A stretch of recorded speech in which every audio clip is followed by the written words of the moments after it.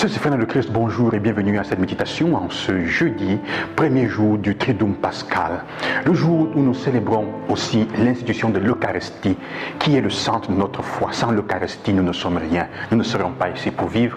Mais en même temps aussi, c'est la fête du sacerdoce, de l'institution du sacerdoce. Le prêtre a été institué dans son ministère, dans le sacrement de l'ordre, pour permettre au peuple de Dieu d'avoir chaque jour le corps et le sang du Christ comme nutriments pour construire un monde nouveau.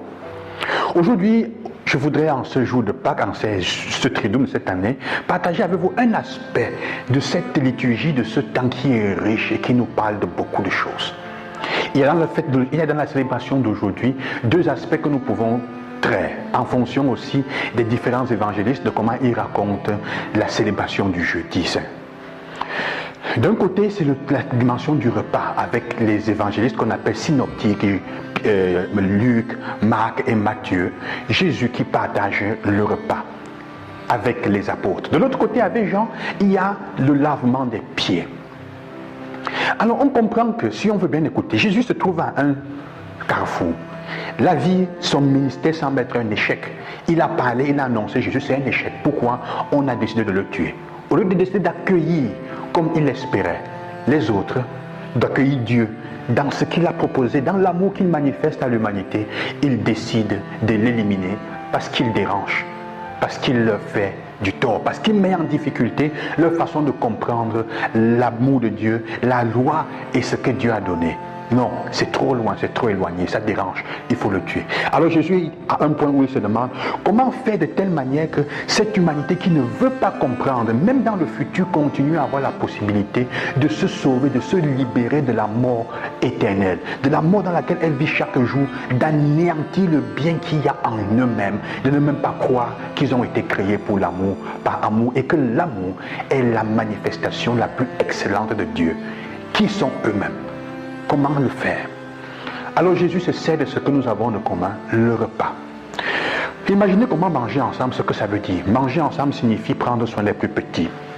S'assurer qu'avant tout, ils aient mangé en premier, normalement. Donc, donner la précédence à celui qui est le plus vulnérable. Ça veut dire se priver de quelque chose de soi-même, donner la préférence.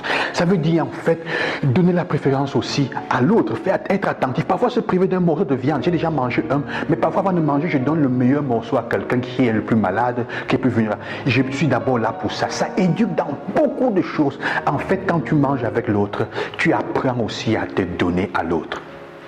Dieu a fait de ce moment un moment sacré, ou plutôt c'était déjà un moment sacré que le Seigneur a élevé, nous a rappelé en le prenant pour dire, quand vous mangez ensemble avec toute cette modalité-là, en fait vous vivez déjà ce que je vous ai annoncé. Vous êtes en train d'annoncer que Dieu est amour, il est cela. Vous annoncez le règne de Dieu, la présence de Dieu. Et Jésus dit donc, quand vous mangerez avec ces paroles-là, je serai au milieu de vous chaque fois. Comme pour dire, les gestes déjà les plus beaux de votre quotidianité sont les lieux de la présence et du récit de l'amour de Dieu. Prenez-en conscience. Et maintenant, il les institue de telle manière que quand on le fera officiellement, il est déjà là. On fait mémoire, mémorial. Donc on fait encore entrer, on revit ce moment-là qu'il va vivre avec ses disciples. Mais je voudrais surtout partager avec vous la dimension un aspect de ce que Jean dit sur le lavement des pieds. En fait, Jésus est en train de dire de l'autre côté. Mais si votre manger ensemble ne se traduit pas concrètement dans le geste de prendre soin des pieds des autres et de prendre soin de ceux qui sont les pieds de votre communauté, alors ça devient un lieu où on s'empoisonne.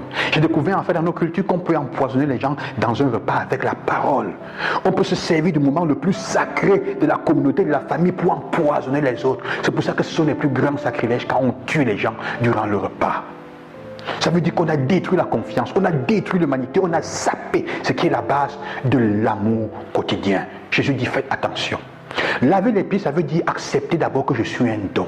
Les pieds sont la partie de notre corps qui sont en contact avec le sol, la terre, avec la saleté aussi, mais aussi avec ce qu'est la vie. La terre, c'est celle qui donne la vie. Mais c'est la partie du corps qui tous les jours prend les coups de pied, prend les piqûres, prend les chics, prend tout ce qu'on a. C'est la partie la plus vulnérable de nous et de notre communauté. Quelle est cette partie-là? C'est la partie donc, ça veut dire accepter de se laver les côtes, laisser qu'on lave tes pieds, ça veut dire accepter la tendresse et que j'ai besoin de l'autre. Jésus dit, c'est en ça que se manifeste le don, l'amour pour les autres. Accepter le don de l'autre. C'est reconnaître les points de fragilité qui sont les nôtres et qui ont besoin aussi de l'attention des autres.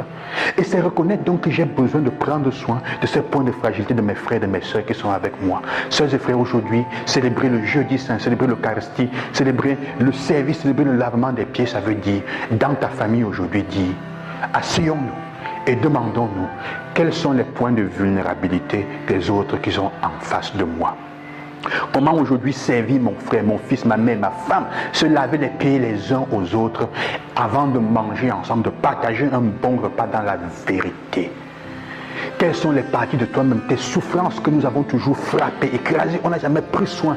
Il y a quelqu'un, chacun de tes frères, de tes soeurs, tes enfants souffrent dans la maison de problèmes qu'ils ne sont pas capables de te dire. Et on ne prend pas soin de cet aspect.